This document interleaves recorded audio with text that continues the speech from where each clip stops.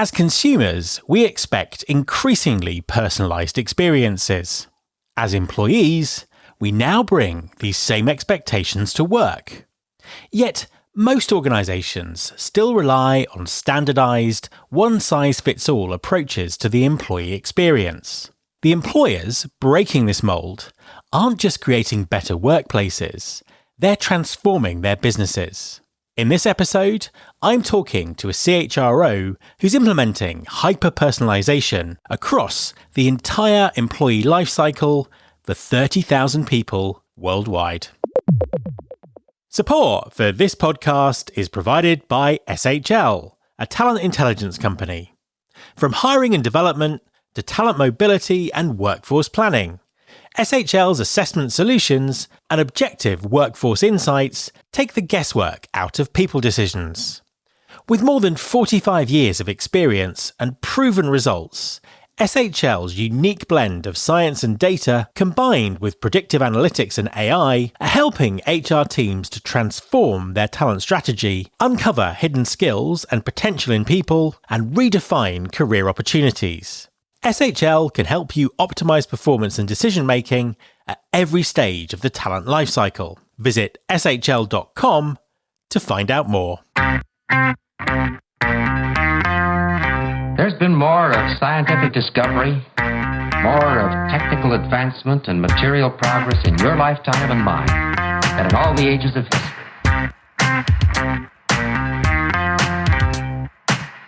Hi there, welcome to episode 386 of Recruiting Future with me, Matt Alder. Technology-driven mass personalization has completely transformed how we engage with brands as consumers.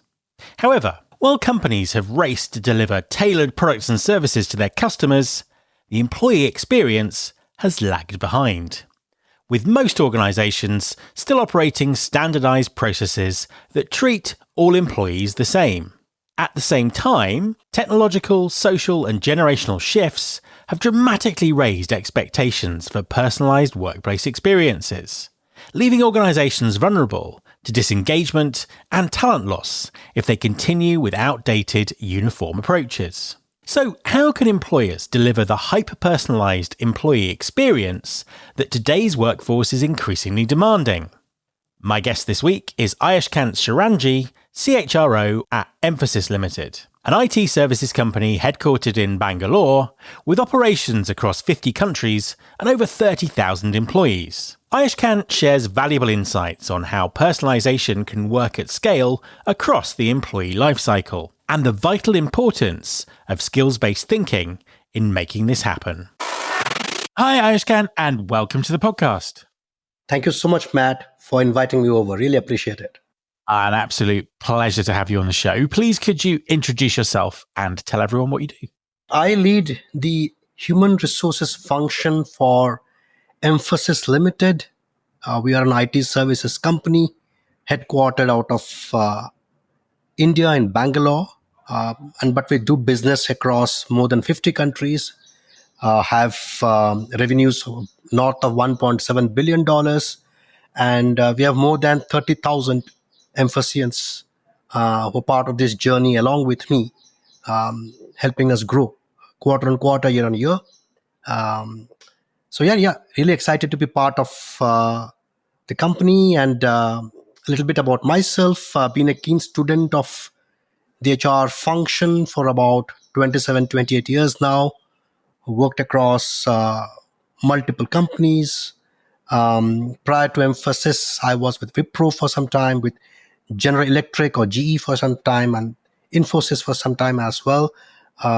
Love the field of HR because it's all about people. And for me, business is equal to people, right? So that's how at least I see my function playing a role in really shaping how not only organizations grow, but even give it back to the community that they are a part of. Fantastic stuff. So I know that something that is really important to you as part of that way of thinking, as part of the company that you're in, is the importance of the employee experience.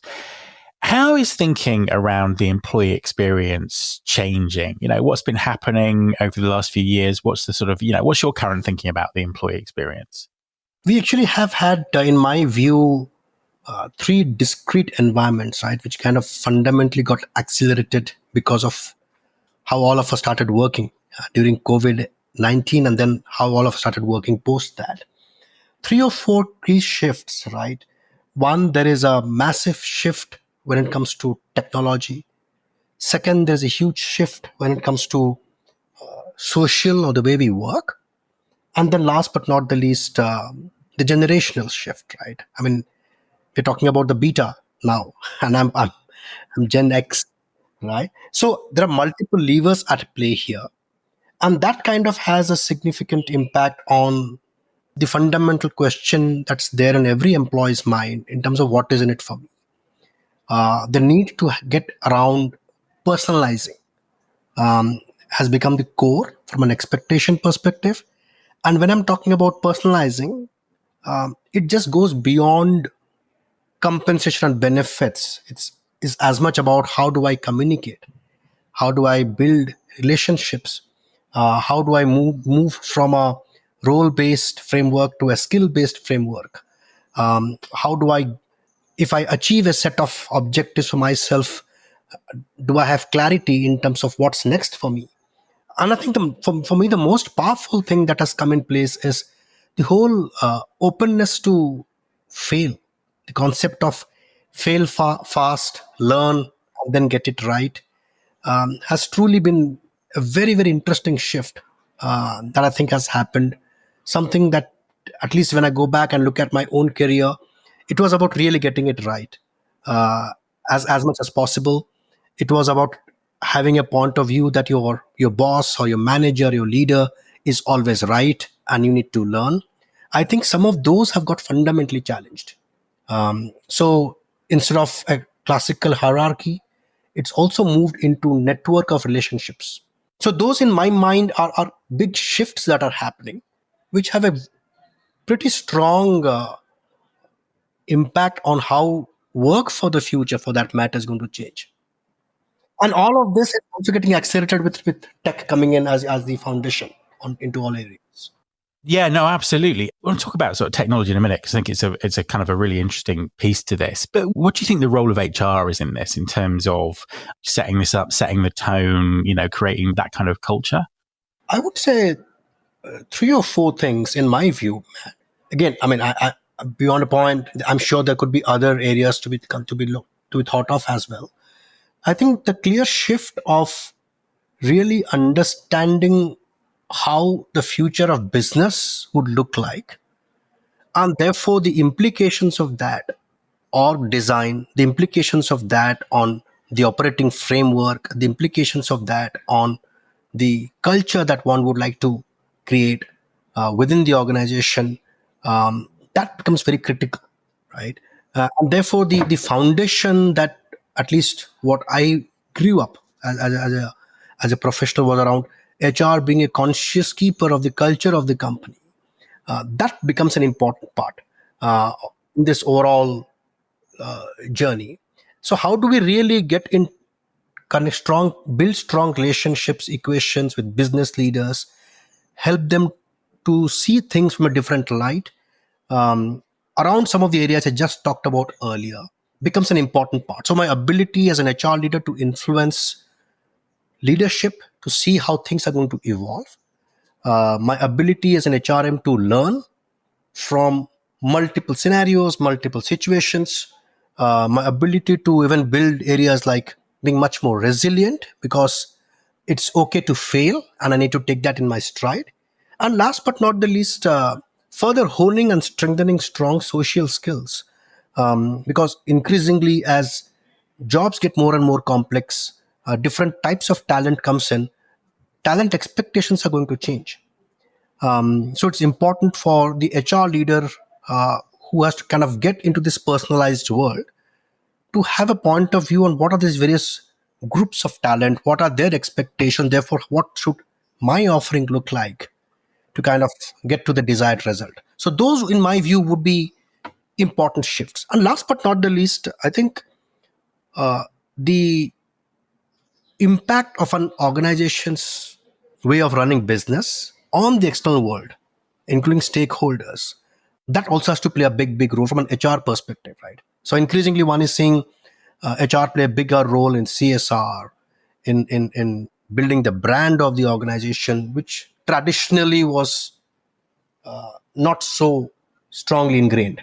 I completely agree. I think that one of the things you said there was about anticipating that what the future of the business looks like, the skills requirements in the future, and all of those kind of things. I know that's something that lots of leaders struggle with. How do you do it? How do you sort of anticipate what the future looks like? So, Matt, I must say that's a difficult one, but I think there are three or four things that at least I try and do for myself. One is actually connecting with a lot of people to try and understand multiple perspectives, because standalone we would know as much.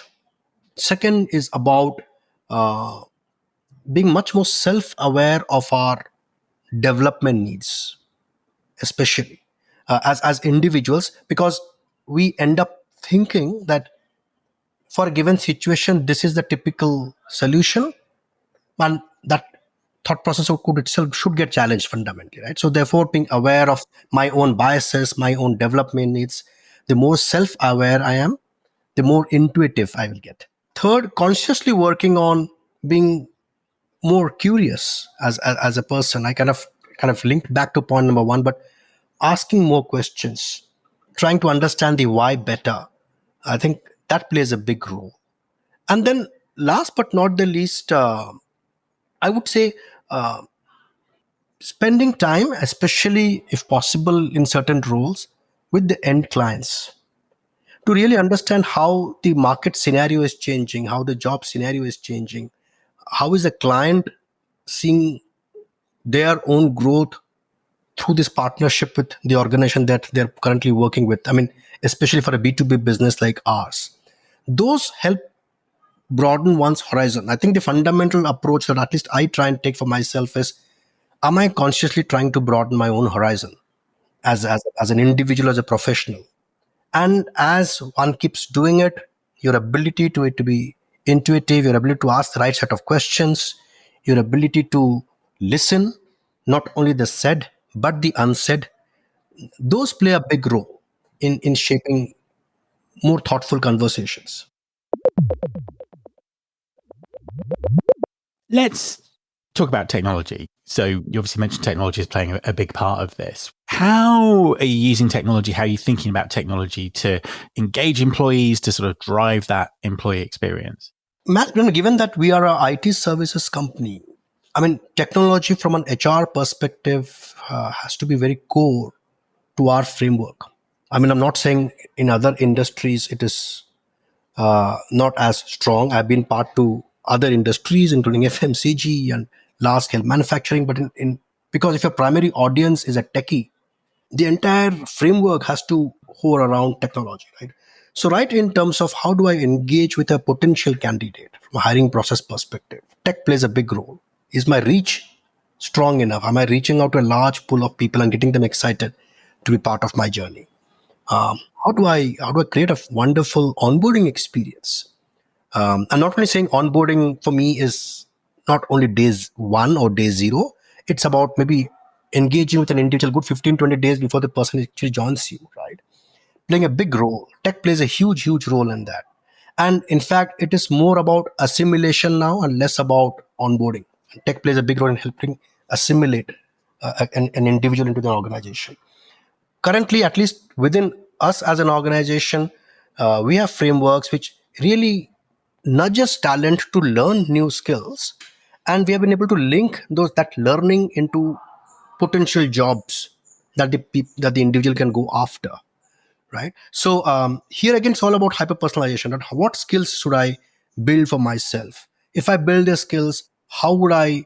What kind of roles should I aspire for? So using tech to create that hyper personalization experience for that individual. And then last couple of points. One would be, a lot of organizations have this large HR operations or back office, and that's a place where we have been using a lot of tech to ensure that our ability to give a quality experience to an employee kind of goes up significantly, right? And really treating the employee as a customer when it comes to the function. And then last but not the least, ensuring that tech plays a big role in a two-way communication, especially in an organization of our size, 30,000 plus, spread globally. We just can't have only the leadership communicating, right? It has to be a two-way street, and that communication is strongly getting enabled through again a strong tech framework. So for me, those are holistically are all these areas, be it in terms of my ability to hire, onboard, help grow the person's career, provide experience on the HR ops, and last but not the least, for an employee to communicate and engage with the organization. Those are all foundation which are today getting touched by tech and are getting accelerated with every passing day. And traditionally, all of those kind of areas, hiring, onboarding, learning and development, et cetera, because of the way that HR has been structured, technology has been structured, they've always been quite siloed in many organizations, and the experience can feel quite disjointed. How are you kind of ensuring that things are kind of really consistent all the way through, and you're sort of treating the employee as a customer from talent acquisition until they leave the business? Great question, Matt. And I'll talk about us specifically here, what we're trying to do. So, most large organizations, including ours, would have very strong systems, right? There'll be a hiring system, there'll be a learning system, there would be a skill repository system, at least in our industry. Getting to know what skill cluster a person is at becomes very important. The entire internal movement or IJP systems, so each of these systems are nothing but strong vertical systems that are there. Whereas while these give great inputs to the respective functions, what an employee would like to see is a horizontal view of it, right? So which means, how am I getting hired? How am I getting onboarded? How am I learning? How am I moving to my next role? If I have specific queries, how do I get those addressed as quickly as possible? How do I communicate? So towards that, one of the things that we're kind of putting in place is a horizontal track. You can imagine there's nothing but a horizontal tech layer sitting on top of each of these vertical tools to give a horizontal view to an individual. So while the recruiter is just seeing that this is how my hiring process looks like, and this is how I'm trying to help, let's say, 100 employees into the potential employees in the company, what an existing employee sees is, this is where I am in my own life cycle. So that horizontal tool is something we have partnered with another fairly interesting company to kind of help design that for us. And that's been a strong impact as far as seeing things from a horizontal perspective. Yeah, no, absolutely. You mentioned sort of skills and skills frameworks quite a lot in the conversation. Would you sort of consider yourself to be a skills-based organization, and how important is that to kind of embracing the future and really the whole kind of philosophy of thinking about employee experience that you've been talking about? So I think I strongly believe that we are definitely moving from a role-based framework into a skill-based framework. And when I'm saying we, I'm not only talking about us, but I'm saying industry in general is moving into a skill-based framework, simply because tech is going to disrupt the job type itself, right? I think sometime in Jan 2025, the World Economic Forum came up with a report saying that, some 170 million new jobs are going to get created, and some 90 odd million jobs are going to get, moved out of the overall job framework. And net, what's going to happen as tech comes in, Matt, is the job growth would be in the high skill areas. So you would have the clerical jobs, administrative jobs going away, and the more intelligent jobs coming up for people to kind of start playing more and more in the future. So with that framework, I very strongly believe that we are definitely going to move into a skill-based framework. Therefore, towards that, what we have done, with an emphasis for all our employees, all 30,000 employees, we have created what we call as skill clusters, right? And that which means these are the group of skills which I'm expecting an individual to demonstrate for accomplishing a certain type of work. And this is how one is going to move vertically within that same skill cluster. Which means, let's say if I'm learning Java, I then potentially move and learn Python, which is the next higher level language that I learn. So that's how I build my skills vis-a-vis because as jobs get challenged with the advent of tech, the traditional pyramid structure would also get challenged. So maybe we would end up having a rhombus instead of a pyramid. I don't know, but I'm just anticipating how this structure could look like. So therefore, I believe that it is about moving from role-based to skill-based framework. Now, areas that all of us are still grappling with is traditionally, if you look at all comp benchmarking reports, it is designed around roles. Our communication to talent has been designed around roles. We are lived by roles. So that shift from role to skill would be a very conscious effort that all of us would need to play to kind of embrace the world of the future. I think that leads nicely on to the final question, which is, what does the future look like? Well, what do you think the future of work, the future of employee experience, the future of talent, what's it going to look like? I think, in my view, I would say some of the core skills would become much more relevant. I mean, it'll be very difficult to explain, difficult for me to kind of say these are the types of jobs that are going to remain, and these are the type of jobs that would go away. But certain fundamental core areas would be required. Again, going back to what I talked about earlier, the future of work, technology as a base would have a play of generational interest, would have a play of the social shifts that one is experiencing. But areas like creative thinking, areas like curiosity or flexibility, or agility, resilience, these would become more broader expectations from people because with tech coming in, things would be changing rapidly.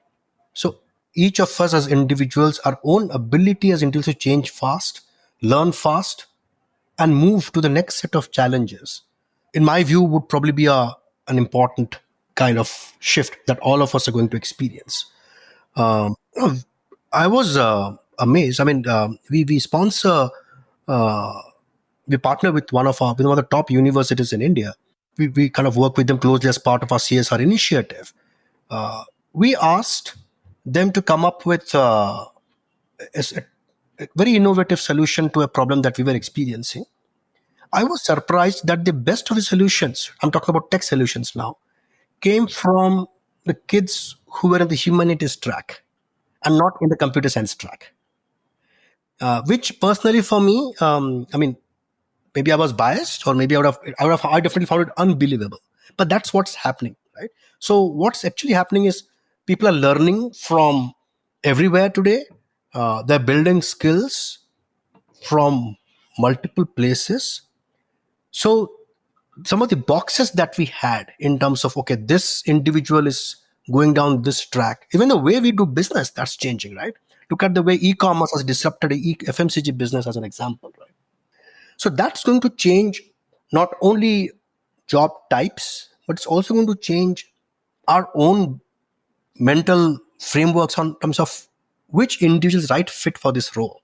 So it's going to move into the person who's able to adapt fast, the person who's able to be more creative, who's more flexible, who's much more agile, will be the person who'll be able to keep shifting gears and moving into different roles that will be of value to that person as well as to the organization.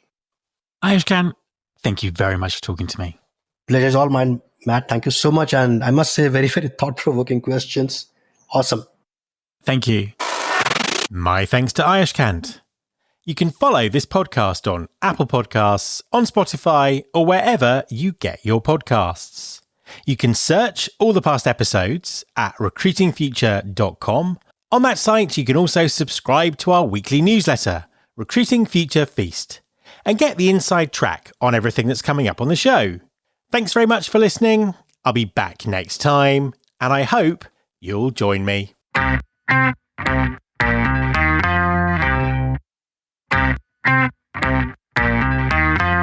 This is my show.